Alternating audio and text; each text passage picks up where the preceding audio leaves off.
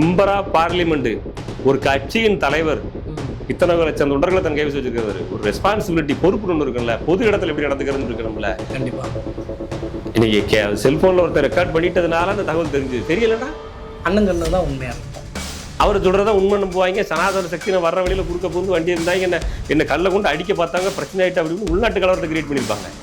ஏற்கனவே இவங்க சொல்றது பூரா பொய்யா தான் இருக்குது. முதல் முறை தப்பு சரி தப்பு நடந்துருச்சு, இந்த தப்பை வந்து இப்படி சொல்லி சரி கட்டி போயிருந்துக்கலாம். தன்னிலை விளக்கம் கொடுக்குறாரு, அதுல ஒரு தப்பு. கூட்டத்துல போய் என்ன முறைச்சு பார்த்துட்டு அந்த அடி முறைச்சு நீ இன்னாருன்னு அடிச்சுட்டு இல்ல சாதின்னு கேட்கல, இல்ல மதம்னு கேட்கல அப்படின்னா நீ வந்து அப்ப அதையும் கேட்டு வர அடிப்பியா நீ அப்படின்ற ஒரு பிரச்சனை வருது. ஏன்னா குறிப்பிட்ட அந்த அடிபட்டவர் குறிப்பிட்ட சாதி சமூகத்தை சேர்ந்தவர், அந்த சமுதாய தலைவர்கள்லாம் கொந்தளிச்சு அவங்களா போராட்டம் ஆர்ப்பாட்டம் இறக்க ஆரம்பிக்கிறாங்க. வழக்கறிஞர்கள் ஒரு பக்கம் போராட்டம் ஆர்ப்பாட்டம் ஆரம்பிக்கிறாங்க. வழக்கறிஞர் முதலே போராட்டம் பண்ணாங்க, ஆனா இன்னைக்கு கொஞ்சம் அதிகமா ரோட்ல வந்து பேரணி மாதிரி நடந்து வந்து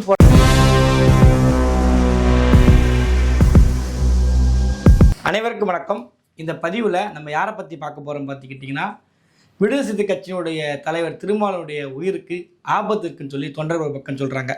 இன்னொரு பக்கத்துல ஒரு எம்பி முன்னாடி ஒரு மக்கள் பிரதிநிதி அவங்க முன்னாடி அசம்பவம் நடந்துகிட்டு இருக்கு, அதை தட்டி கேட்க மாட்டேங்க திருமாவளவன் சொல்லி இன்னொரு பக்கத்தில் போராட்டம் பண்ணிட்டு இருக்காங்க.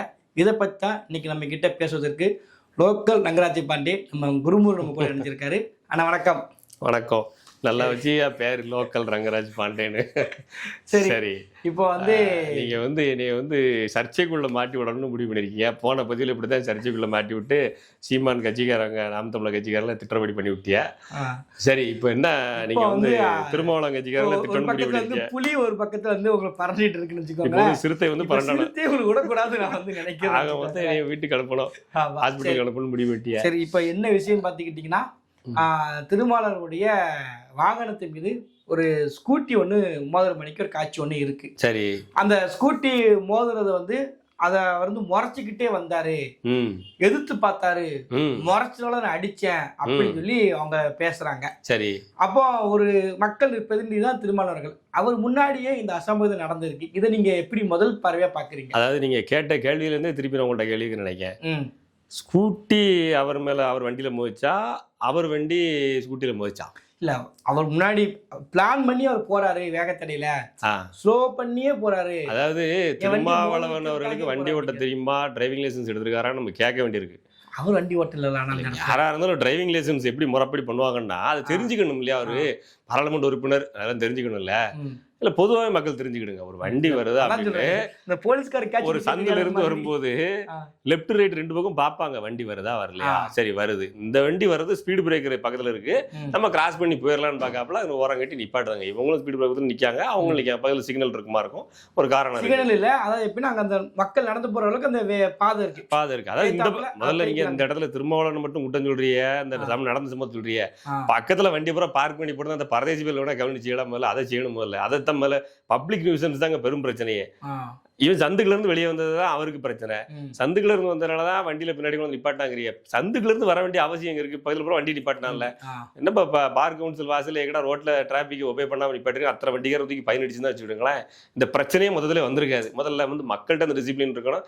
அந்த இடத்துல சம்பவம் நடந்தப்ப பின்னாடி அந்த எஸ்கேட் போற அத்தனை வண்டிக்கு ஃபயர் அடின்னு சொல்லி இருந்திருக்கணும், சரியா போயிருந்திருக்கும். டிசிப்ளின் முதல்ல இல்ல, அதுலதான் அங்க பெரும் பிரச்சனை.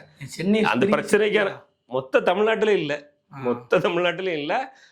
இது வந்து முதல்ல வந்து டிசிப்ளின் பிஹேவியர் ஃபர்ஸ்ட், முதல்ல அதை சரி பண்ணிக்கிடுவோம். எடுத்த உடனே வந்து மக்கள் நல்லவங்க அப்படின்னு சொல்ற அளவுக்கு அவ்வளவு நல்லவங்களாம் தமிழ்நாட்டு மக்கள் கிடையாது.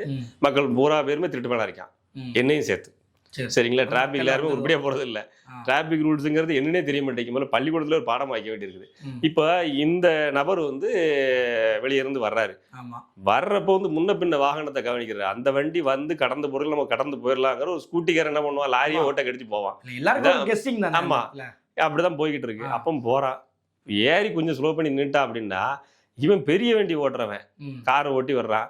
அப்போ ஸ்பீடு பிரேக்கில் ஏறி இறங்கும் கொஞ்சம் ஸ்லோவாக தான் இவன் தான் இறங்கணும். 4 வீலர் இவனு தான் ரெஸ்பான்சிபிள் கூட இருக்கணும். முன்னாடி இருக்க ஸ்கூட்டி இவனுக்கு வியூ தெரியும், லேசாக டச் பண்ணிட்டான். சரி டச் பண்ணியாச்சு, அவன் நீங்களா இருந்தாலும் நானும் என்ன பண்ணுவோம், வண்டியில முட்டின உடனே யாருன்னு பார்ப்போம்.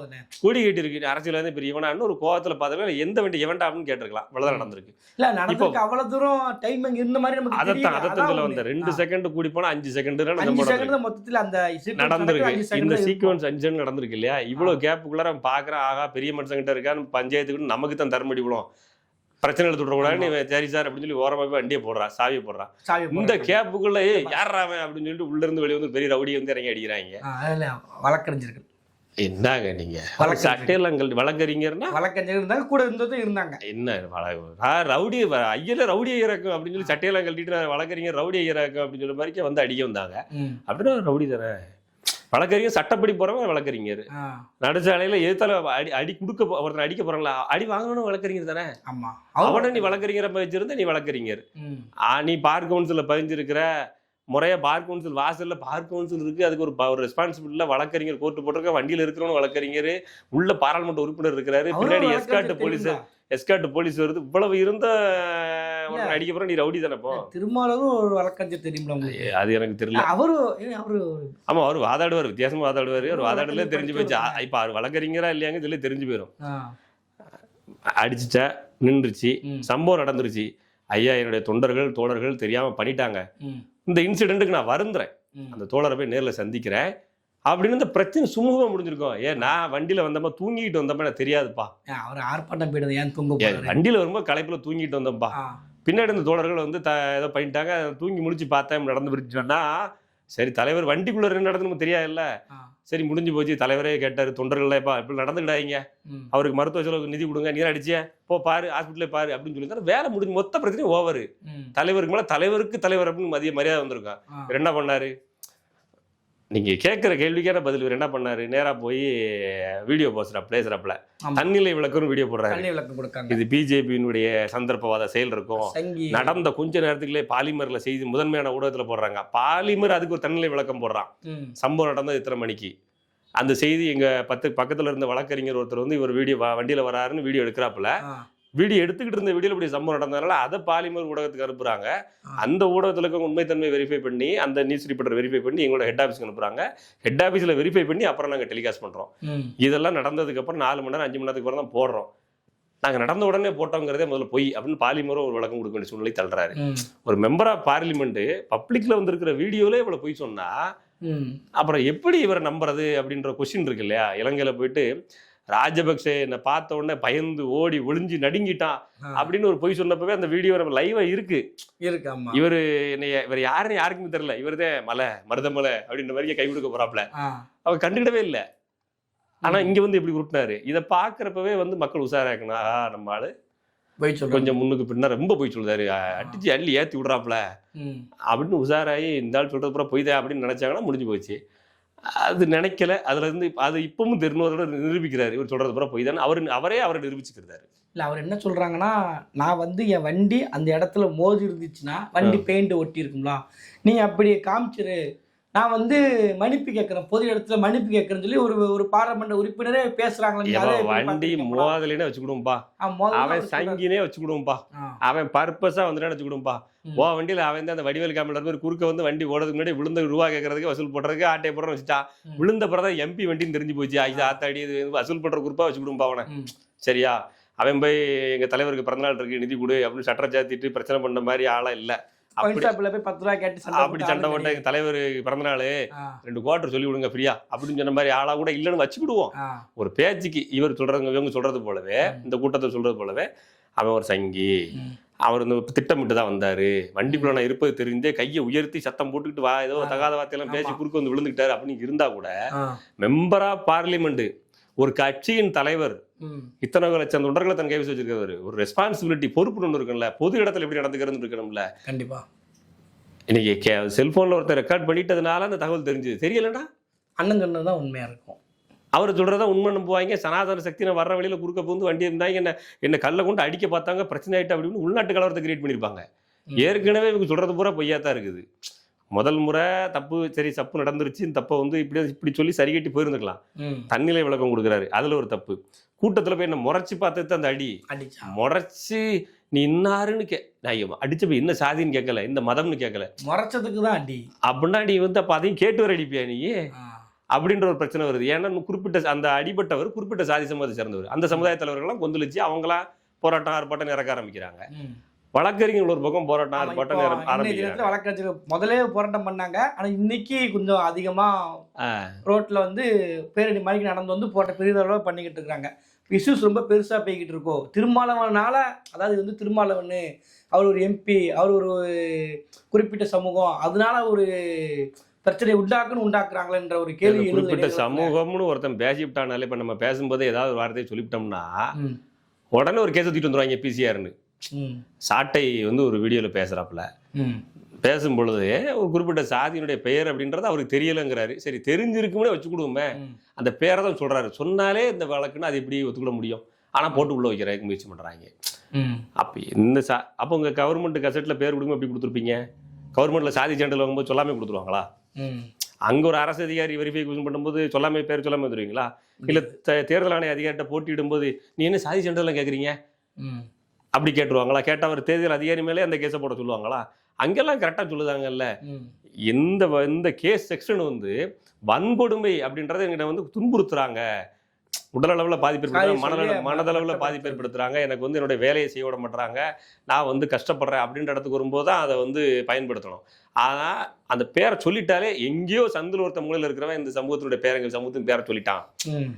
வடிவேல் கமலர் மாதிரி இந்த கவுண்டமணி கமலா ஐயோ பார்த்துட்டான்னு கவுண்டமணி சத்திராஜி கமலர் வரும்ல, அது மாதிரி ஐயோ எங்க சமூகத்து பேரை சொல்லிவிட்டான்னு வந்துடுறது.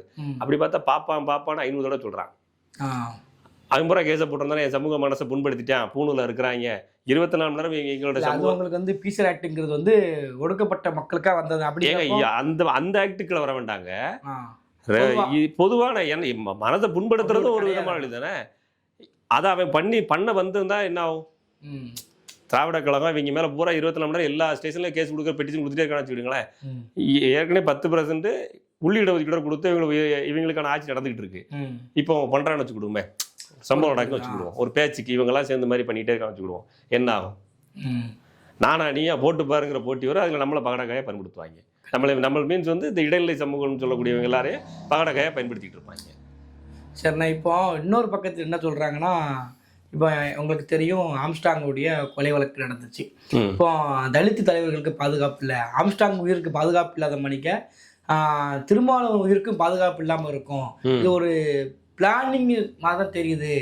அப்போ அவருக்கு ஒரு பாதுகாப்பு கொடுக்கணும், அதையே உங்களுக்கு புரிஞ்சுக்காம நீங்க பேசுறீங்க அப்படின்னு சொல்லி பேசுறாங்க. அதை நீங்க வந்து எப்படி பாக்குறீங்க? இந்த பேசுறவங்க யாரு? இல்லை, ஏன் நம்ம இதுக்கு நான் ஒரு வீடியோ போட்டிருந்தேன், சரி, இதை வச்சு நான் வீடியோ போட்டிருந்தேன். ஏன் கமெண்ட்ல இதுதான் சொல்றாங்க, வந்து ஆம்ஸ்டாங் மணிக்கே ஒரு சம்பவம் நடந்துரும், நீங்க நினைக்கிற மாதிரி கிடையாது. அவருக்கு பாதுகாப்பு கொடுக்கணும்னா தமிழக காவல்துறை தான் கொடுக்கணும். இல்ல அதுதான் மெம்பர் ஆஃப் பார்லிமெண்ட் ஏற்கனவே ஒரு எஸ்கார்ட் போலீஸ் பாதுகாப்பு கொடுத்துருக்குது. அதையும் தாண்டி அவருக்கு பாதுகாப்பு வேண்டாம், இசட்டு பிரிவு வாங்கிட்டு மத்திய அரசு அது அவர் மக்கள் பாதுகாப்பே போதும்னு சொல்லிட்டாப்ல. எனக்கு இசட்டு பிரிவு கேட்கறாங்க, அது வேற விஷயம். அதைத்தாங்க தலைவர் எப்போங்க எல்லாமே வேணும்னு கேட்பாங்க, தொண்டர்களுக்கு தான் கேட்க சொல்லுவாங்க. அது எல்லா கட்சியிலும் உள்ளது தானே. பக்கத்துலைக்கு பாயசம் ஊத்துங்க, என் இலைக்கு வேணும்னு சொல்றது அது தொண்டர்கள்லாம் கேட்பாங்க, தலைவர்களாக கேட்பாங்க, தொண்டர்களாக தான் சொல்லுவாங்க. எல்லா கட்சியிலையும் என் தலைவர் என் தொகுதியில் தான் போட்டி பண்ணுவாங்க. அப்புறம் இவனும் வேட்புமனு கொடுப்பேன், தலைவனே உன் தொகுதியில் போட்டி பண்ணி நீங்க வேட்புமனு கொடுத்த வெண்ண அப்படின்னு கேட்டால் அது சொல்ல மாட்டாங்க பதில். ஏன்னா வேட்புமனு கொடுக்கும்போதே தலைவருக்கும் சேர்த்து நீங்க நின்னுங்க நான் நிற்கிறேன் அப்படி சொல்ற போல. அதே மாதிரி தான் கதை இது வந்து கிட்டத்தட்ட. அதாவது எப்படின்னா, பாதுகாப்பு வேணும்னு கேட்குறாருன்னா யார்கிட்ட இருந்து பாதுகாப்பு வேணும்னு கேட்குறாரு. அடுத்த கேள்வி வைக்க வேண்டியிருக்குல்ல, அந்த சனாதன சக்தி கிட்டிலேருந்து பாதுகாப்பு அப்படின்னா தமிழ்நாட்டில் எங்கிருந்து வாங்குவார் அவர் பாதுகாப்பு? அவர்கிட்ட இருந்து அவரை பாதுகாக்கிறார் அப்படின்னு அர்த்தம். ஐயா, சனாதன சக்தியோட கூட்டணி வச்சுதான் முதல் தேர்தலில் சட்டமன்றத்தில் வென்றார் இவர். ஆமா, அந்த சக்தியோட கூட்டணி வச்சு தான் திமுக இவருக்கு அந்த எம்எல்ஏ பதவியை கொடுத்துச்சு. அந்த தேர்தலில் அவர் எம்எல்ஏ ஜெயிச்சதுக்கு பிறகுதான் கட்சின்னு ஒன்று கொடி பிடிச்சது. அந்த தேர்தலுக்கு அப்புறம் தான் தலைவர் ஊரா பிரச்சாரம் பண்ணி கட்சிகளை கட்டமைச்சாரு. சனாதனத்தினுடைய எம்எல்ஏ இருந்தவர் தான் அவரு. இல்ல அப்போ சனாதனம் இல்லாம இருந்திருக்கலாம். எப்படி இல்லாம இருக்கு? சரி, சனாதனம்னா என்னங்க? இதை வந்து டீடைல்டா நம்ம பேச வேண்டிய வீடியோ இது. நம்ம திருமாவளவன் கண்டதுக்காக பேசல, இதை தனியா கூட ஒரு வீடியோ கூட சனாதனோட பேசுவோம். ஆனா விஷயத்தை தெரிஞ்சுக்கிடுங்க, இவர் அந்த இடத்துல இருந்து தான் எம்எல்ஏ ஆகி வந்தாரு. அப்ப அந்த கூட்டணியில் அன்னைக்கே போய் சேர்ந்தாரு. அவர் தான் சொல்ற 2000 ஆண்டுகளா ஆரிய பார்ப்பனர்களுக்கு அடிமையா வச்சிருக்கிறேன் அப்படின்னு. அந்த கூட்டணியில் ஏன் சேரணும்? அப்ப தேவைகள் இருந்திருக்கலாம் அண்ணனுக்கு, இப்ப தேவைகள் இல்லாம இருந்திருக்கு. இப்ப மெம்பர் ஆஃப் பார்லிமெண்ட் ஆயிட்டா, இப்ப திடீர்னு ஆயிட்டா. இதே இவர் செஞ்சா சரி, இப்ப சீமான் வந்து அண்ணன் வந்து திராவிட கழகத்துல இருந்து பயிற்சி எடுத்தேன், அரசியல் பேசினேன், ஈழத்தில் நடந்த பிரச்சனைகளை அங்கங்க போய் பார்க்க வைக்க சினிமா திரைப்படங்களுக்கு அப்படி பண்ணிக்கிட்டே லைஃப் அப்படியே ஓடிட்டு இருந்தது. தலைவரை போய் பார்த்துட்டு இங்க வரும்பொழுது தலைவருக்கும் எனக்குமான நெருக்கம் பண்ண வரும்போது இங்க திராவிட முன்னேற்ற கழகத்தோட வந்து அங்க நடக்கிற பிரச்சனைகளை சொல்ல வரும்போது என்ன வந்து நெருக்கடிக்குள்ளாக்குனாங்க. அப்ப பிரச்சனைகள் முத்துது. அதுக்கப்புறம் நான் வந்து ஓஹோ ஈழ அரசியல் வேற, இங்க இருக்கிற அரசியல் வேற, இன்னும் இந்த அரசியல் செய்யணும்னா நாம தான் தனியா செய்யணுங்கிற முடிவு எடுத்து கட்சி தொடங்கினேன் அப்படின்னு சொன்னா ஏத்துக்க மாட்டாங்க. அப்போ அதை ஏத்துக்க மாட்டாங்க. இதே கூட்டம் தான் ஏத்துக்கல. இப்ப நான் பிஜேபியோட கூட்டணி வச்சு பிஜேபியில இருந்து எம்எல்ஏ ஆகி அதுக்கப்புறம் இருந்து வெளியே வந்து நான் சனாதனத்தை ஒழிக்கிறதுக்கு தான் நிக்கிறேன் அப்படின்னு சொன்னா எப்படி ஏத்துக்கணும்? அதை ஏத்துக்கணும்னா இதையும் அவங்க ஏத்துக்கணும். இது ஒரு சின்ன டவுட் நீங்க சொன்ன மாதிரி நீங்க புரிஞ்சுக்கிறேன். இப்போ இதே மாதிரி சீமான் வந்து மும்பைல வந்து ஒரே ஒரு பிரச்சாரத்துக்கு ஒரு தமிழ் ஒருத்தர் போட்டி போட்டிருக்காங்க, பிஜேபி கட்சி சார் தான் போட்டி போட்டிருக்காங்க, அங்க பிரச்சாரம் பண்ண போறேன். அந்த ஒரே ஒரு போட்டோ தான், அங்க பேசின வீடியோ எதுவுமே கிடையாது, வரல நமக்கு. அப்புறம் அது மூலமா பெனிஃபிட் அடைஞ்சது எதுவுமே கிடையாது. ஒரு போட்டோ ஒண்ணு இருக்கு, அவ்வளவுதான். ஆனா அதவே இப்போ வரைக்கும் பேசிட்டு தான் இருக்க. நீங்க சொன்ன மாதிரி, ஆனா நீங்க சொன்ன மாதிரி பிஜேபியோட கூட்டணி வச்சிருக்காரு, எம்எல்ஏ இருக்காரு. அதை வச்சுதான் முதல் எம்எல்ஏ அவர் கட்சியின் தலைவரே அல்லது எம்எல்ஏ ஆறாரு. சும்மா உள்ள லாய்க்கலன்னு சொல்லல, தேவைப்பட்டா சொல்லுங்க, வருஷத்தை கூட எடுத்து போடுறேன். அண்ணன் முதல்ல எந்த வருஷம் எம்எல்ஏ ஆனாரு, எந்த கூட்டணி அலைன்ஸ் கூகுள்ல தேடிக்கிடுங்க. கூகுள் உங்க நண்பன் தேடி கண்டுபிடிச்சு சாட்ஜிபிடி இருக்கு. ஸ்ரீதர் விம்பி வேற புதுசா ஒண்ணு விட்டுருக்காரா அப்படியா? இல்ல அது போக எக்ஸ்ல கிராக்கா அது வேற எடுத்துக்கிடுங்க. அதாவது திருமாவளவன் அவர்கள் முதல்ல சட்டமன்ற தேர்தலில் எப்ப வென்றாரு, வெல்லும் பொழுது எந்த கூட்டணியெல்லாம் இருந்துச்சு, அந்த கூட்டணியில இருந்து அவர் வெல்லும் பொழுது எந்தெந்த தலைவர்கள்லாம் வெற்றி பெற்று சட்டமன்றம் போனாங்க, அவங்க இப்ப யாருங்கிறதெல்லாம் நீங்க கூகுள்ல செக் பண்ணிடுங்க. நான் போய் சொன்னா நீங்க மேல வந்து ஐயா கமெண்ட்ல திட்டுங்க. இல்ல அவருடைய உயிருக்கு பாதுகாப்பு இல்ல, அதைத்தாங்க சொல்ல வந்து யாருன்றது கேட்கிறாருங்கிறேன். வந்து சனாதன சக்திகள். அப்ப திமுக கேட்க முடியாது, திமுக தான் கூட்டணி வச்சது. இல்ல திமுக சனாதன சக்தின்னு சொல்றீங்களா? ஆமா, அது கூட தானங்க திமுக கூட்டணி வச்சது, அது கூட தானங்க விடுதலை சிறுத்தையும் கூட்டணி வச்சது. இவங்க 3 பேர் தானங்க சனாதன சக்தி. இவங்கிட்ட இருந்து இவங்க பதவி எப்படி கேட்க முடியும்? தனக்கிட்ட இருந்து தானே பதவி கிட்ட, நானே என்கிட்ட பதவி கேட்ட மாதிரி தான் அது. இப்போ இந்த போராட்டமும் வந்து கொஞ்சம் வலுவா போய்கிட்டு இருக்கு. வலுவா மீன்ஸ் இப்போ நிறைய பேருக்கு இது விஷயம் தெரிய ஆரம்பிக்கு. அவர் என்ன சொல்றாருன்னா, இது எடப்பாடி வண்டியிலும் போதுனா எப்படி நீ வந்திருப்பேன்? நீ எடப்பாடி இவர் ஒண்ணா, நாட்டின் முதலமைச்சர் இவர் ஒண்ணா? இல்ல ஏன் ஒண்ணு இல்ல, நாட்டின் முன்னாள் முதலமைச்சர் இவர் ஒண்ணா? தலைவர் தானே. ஏங்க 2 சீட்டு வர கட்சி நாட்டாண்ட கட்சி ஒண்ணாங்க. என்னங்க நீங்க பேசிட்டு இருக்கீங்க? காமெடி பண்றீங்களா? இல்ல அப்படி இல்ல, எனக்கு புரியல. காமெடி பண்றீங்களா நீங்க? பேசிட்டு இருக்காருங்க அவரு. முதல்ல தனியா நிக்க சொல்லுங்க, 6 சீட்ல தனி சின்ன வாங்க சொல்லுங்க. பிரதமரை நிக்க சொல்றீங்க. 2 சீட்டு வாங்குறவங்களும் நாட்டை ஆண்ட முதலமைச்சர் ஒண்ணான்னு கேக்குறேன். இவர் முதல்ல எம்எல்ஏ நிக்க முன்னே அவர் பெரிய ஆளுங்க, அப்பவே மாவட்ட செயலர் எம்எல்ஏ இருந்தவருங்க. இவருக்கு சொல்றபடி ஊர்ந்து தவழ்ந்து காலில் விழுந்து மண்டிக்கிட்டே ஒரு முதலமைச்சர் ஆகட்டுங்க. அப்போ முதலமைச்சர் அவர் முதலமைச்சர் இருந்து கேட்டனாரு. ஒரே ஓட்டுல 3 முதலமைச்சர் இருந்தாங்க அந்த தேர்தலில் மட்டும்தான். திறந்தோறும் இப்ப இருக்கிற முதலமைச்சர் திறந்தோறும் ஆக எடப்பாடி பதவி விலக வேண்டும்னாரு. ஆனால் அவரால் விளக்க வைக்க முடிஞ்சுதா? முடியல. எத்தனை கோடி பணம் இருந்து அவர் ஆட்சியை நிறைவு செஞ்சுட்டு தானே போக முடிஞ்சது. அவரால் ஒன்றும் பண்ண முடியல. ஏங்க எதிர்கட்சினால அவர் தான் அங்க முதல்வர் வேட்பாளர். நீங்க தனி கட்சி வச்சிருந்தாலும் நீங்க கூட்டணி கட்சி தலைவர், நீங்களும் அவர் ஒன்னா. இது என்ன ரொம்ப போச்சு? 2 சீட்டு வர உங்களுக்கு நீங்க ஈக்குவலா பேசணும்னா இப்ப இந்த கட்சிகள்லாம் கலைச்சு விட்டுருக்காங்க தேர்தலில் போட்டியிடாத கட்சிகள், அந்த இஸ்லாமிய லீக் அமைப்பு கட்சி, கொங்கு தேச கட்சி, இந்த கட்சிகளோட நீங்க பேசிக்கிடுங்க, அந்த கட்சி தலைவரோட பேசிக்கிடுங்க. அந்த மாதிரி ஆள்கிட்ட பேசணும். 2 சீட்டு 1 சீட் அப்படி பேசணும். எடப்பாடி இவர் ஒண்ணுங்கிற கம்பேரிசனே முதல்ல தப்புங்கிறேன் நான். அண்ணன் இது எப்படி இருக்குன்னா சீமானனுடைய அரசியலும் பாரிசலனுடைய அரசியலும் ஒண்ணுன்ற மாதிரி காட்டுற மாதிரி இருக்குது. அப்படி காட்டுற மாதிரி இருக்குது. வெயிட்டேஜ் கருத்தியல் 2 ஒண்ணா இருக்கலாம். அரசியல் களத்துல 2 பேர் ஒரே ஆளா கிடையாது. 2 ஒரு கருத்தா இருக்கலாம், ஒரே ஆளா. எடப்பாடிக்குள்ள பேசக்கூடிய ஆளா இருக்கலாம். திருமாவளவன் வந்து 2 பேர் ஒண்ணு கிடையாது. அதை முதல்ல புரிஞ்சுக்கிடுங்க. ஏன்னா நான் சொல்லல, அது அவரே தான் சொல்லுதாரு. 4க்கும் 5க்கும் 4 சீட்டுக்கும் 5 சீட்டுக்கும் 40 முறை நடந்தோம் மக்கள்ல கூட்டணி வைக்கிறப்ப. ஏன் நடந்தாரு அவரு? அண்ணன் தான். கண்ணாடி வீரியடும் கட்டு வீரியடும் சொன்னாரு. எதுக்கு சொன்னாரு அவரு? இவங்க வந்தாலும் சாராயம், அவங்க வந்தாலும் சாராயம் யாரு எதுக்காக சொன்னாரு? ஆட்சி நாங்க ஊர் முழுக்க உழைக்கணும், நாடு முழுக்க உழைக்கணும். ஆனா வந்து எங்களுக்கு வந்து ஆட்சி அதிகாரத்துல பங்கு தர மாட்டாங்க, அமைச்சரவை இடம் கொடுக்க மாட்டேங்கிறாங்க. யாரை பார்த்து சொன்னாரு? இப்பெல்லாம் பார்க்க வேண்டியது. அதனால அவர் இவர் ஒண்ணுன்னு பேசுறாங்க. எனக்கு தெரிஞ்சு அது வந்து காமெடி. அந்த கட்சிக்காரே சிரிப்பான், தலைவர் திடீர்னு காமெடி பண்றாப்ல அப்படின்ட்டு. உண்மையிலே சிரிப்பாங்க. அதான் நிலைமை. அதாவது நீங்க சொல்றபடி திருமாவளவன் அவர்களுக்கு பாதுகாப்பு தேவையா? ஒரு கட்சியின் தலைவருங்கிற இடத்துல போய் பாதுகாப்பு கேட்கட்டும். நாட்டினுடைய முதலமைச்சர் அவங்க கூட்டணிலாம் இருக்குது. ஐயா இந்த மாதிரி நான் ஒரு பாராளுமன்ற உறுப்பினராக இருக்கிறேன், எனக்கு எதிராக இந்த மாதிரி வழக்கறிஞர்களெல்லாம் போராடிட்டு இருக்காங்க, ஏதோ ஒரு தெரிஞ்சோ தெரியாமலோ 2-3 பொய்யை சொல்லி ஒரு பிரச்சனை எடுத்து விட்டேன். ஆமா உண்மைதானே. வண்டி மோதலைங்கிறது அவருக்கு இவர் தான் வண்டி இடிச்சாருன்னு தெரியுது. சரி இவர் தான் ஜனாதன சக்தி எதுவும் சொல்லிவிட்டாப்புல. சரி ரைட்டு ஏதோ ஒன்று சொல்லிட்டாரு. பிளான் பண்ணி உடனே வீடியோவில் போட்டான்ட்டாங்க. உடனே பாலிமருக்காரன் தான் முதல் செய்தி போட்டிருக்கான், பாலிமர் ஆதாரத்தை விட்டுறான். அதாவது பாலிமர் ஊடகம் தான் அந்த செய்தியை போட்டது அப்படின்றது இவங்களுடைய குற்றச்சாட்டாக வச்சுக்காங்க. பாலிமர் வந்து நியாயமாக சிறுத்தை குட்டிகள் மேலே ரொம்ப பாசமாக இருக்குது. அவ்வப்போது சமூக பிரச்சனைகளுக்காக போராடுறாங்க, மக்கள் விளிம்புநிலைக்கு மக்கள் மேலே வரணும் அப்படின்றத விரும்புகிறாங்க. விடுதலை சிறுத்தைகள் கட்சி விரும்புகிறாங்க, ஆனால் செயல்படுத்துறது இல்லை கட்சி தலைவர், அது வேற விஷயம்.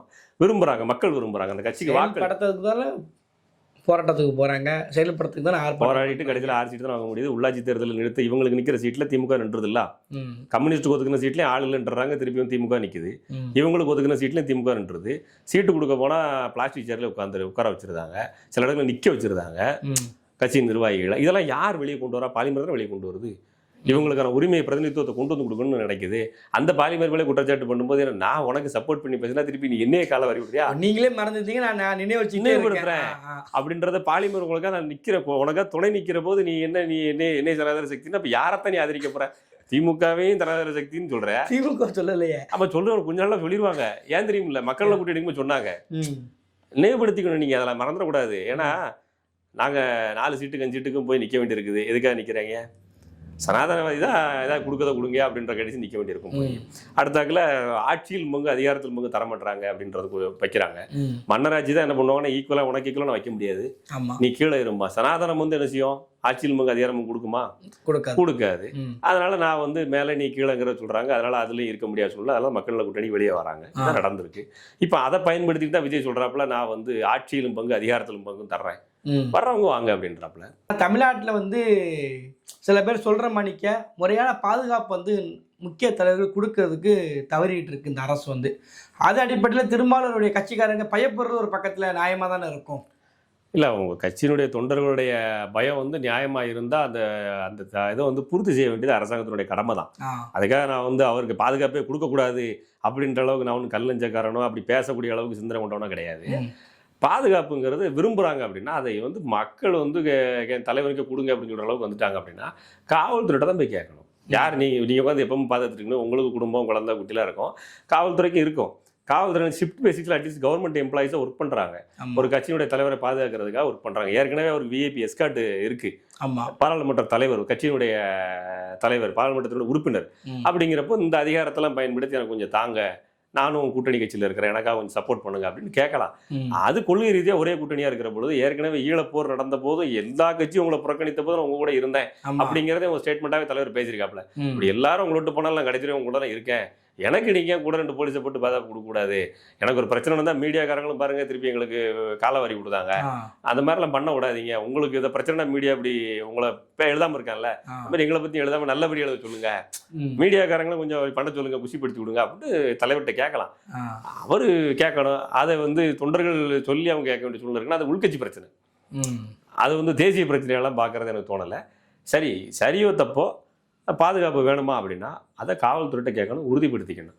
பொதுமக்கள் நம்ம போய் எங்கள் தலைவருக்கு பாதுகாப்பு கொடுங்கன்னு போய் அவர் வீட்டு வசூல் நிற்க முடியாது. நின்னா என்ன பண்ணுவாங்கன்னா, இந்த மாதிரி இவங்க திட்டமிட்ட பிஜேபி குரூப்பு நம்மளுக்கு எதிராக பரப்பி விடுறாங்கன்னா அதுக்கு ஒரு இது வருவாங்க. எதுக்கு எடுத்தாலும் இவங்க வந்து என்ன ஆர்எஸ்எஸ்ஸின் தொங்கு சதை, பிஜேபியின் தொங்கு சதைவாங்க அப்படின்னு சொல்றாங்க.